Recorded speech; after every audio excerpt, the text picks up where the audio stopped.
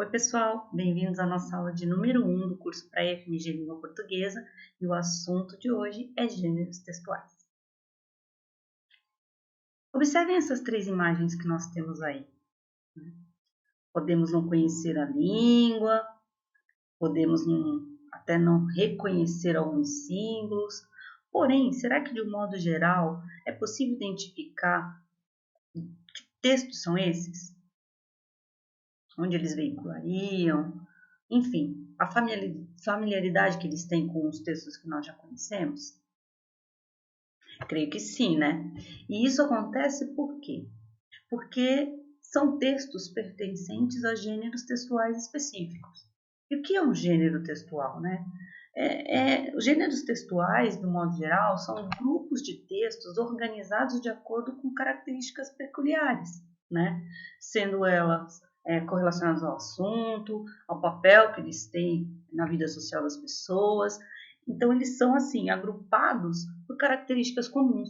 Isso é que faz com que nós observemos uma propaganda escrita em japonês e, diante de todos os elementos que estão ali mostrados, nós identificamos que é uma propaganda. Ou ao olhar uma capa de revista em grego, nós também percebemos que trata-se de uma revista, de um periódico, talvez um pôster, né? Uma moça muito bonita posando para uma foto, talvez uma revista de moda, quem sabe. Finalmente, ao observarmos um cartaz correlacionado à gastronomia, podemos inferir que trata-se de uma receita, quem sabe, pelo modo como as coisas estão dispostas, a figura do alimento, talvez uma crítica. Por ter um título, algumas partes em recuo e um texto mais longo embaixo após a imagem, está bem parecido com uma receita, não está não?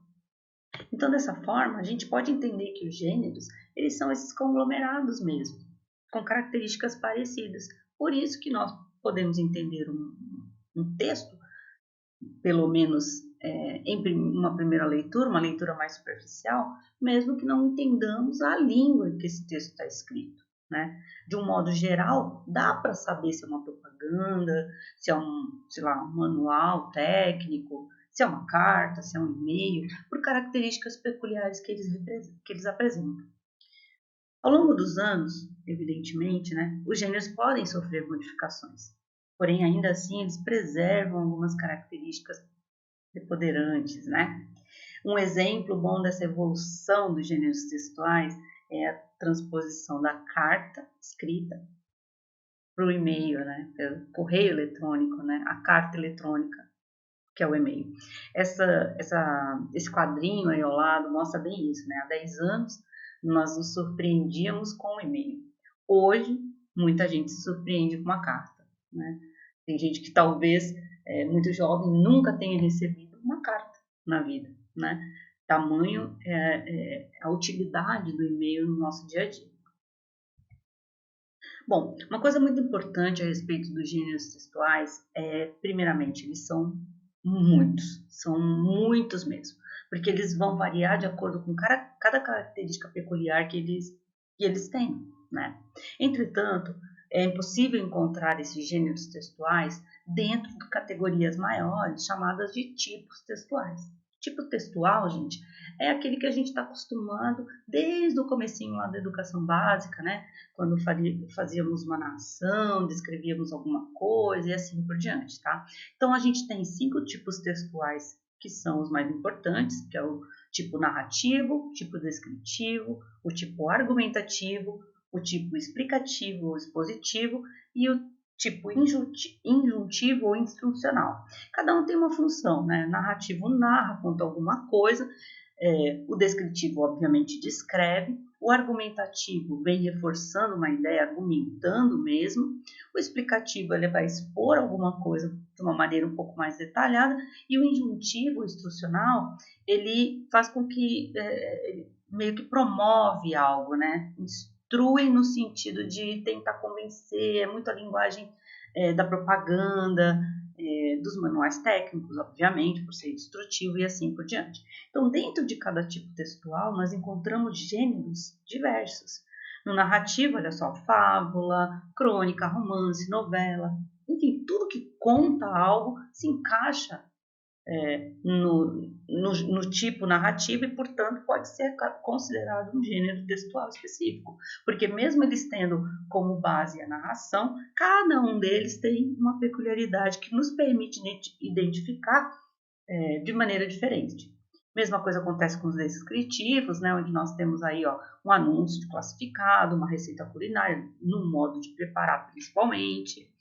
Os tipos argumentativos, né, onde a gente encontra muito os textos acadêmicos, as redações dissertativas, críticas, sermões, enfim, tudo isso, né.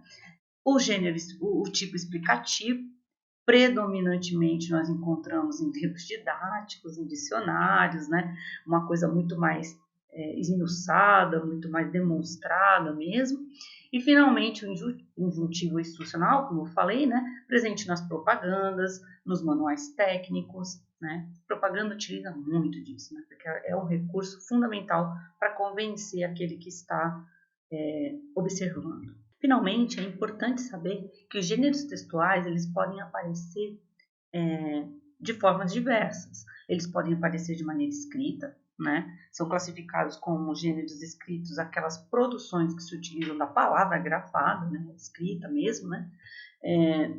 Das mais diversas naturezas. Né? Então, a gente vai ter texto de jornal, revista, o que for. Tá? Os gêneros orais, que são aqueles que se manifestam através da fala, da oralidade. Né? Então, a gente precisa desse movimento, né? Da fala, da voz. E alguns dos mais comuns são o conto, né? O conto oral, que é a contação de histórias, palestras, debates, discursos e etc. E, mais modernamente, nós temos esse espaço que foi criado para os gêneros digitais, que é essa nova modalidade, né, de gênero textual, que surgiu, obviamente, com a era da internet e viabilizou a criação de novos espaços de escrita. Então, os gêneros digitais, eles são muito próximos dos gêneros escritos, porém, eles têm características bem próprias deles, né?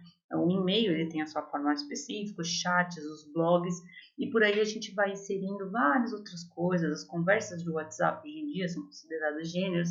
Então, enfim, cada um que apresenta uma característica diferente é classificado como gênero diferente. Tá? Por isso que eles são milhares.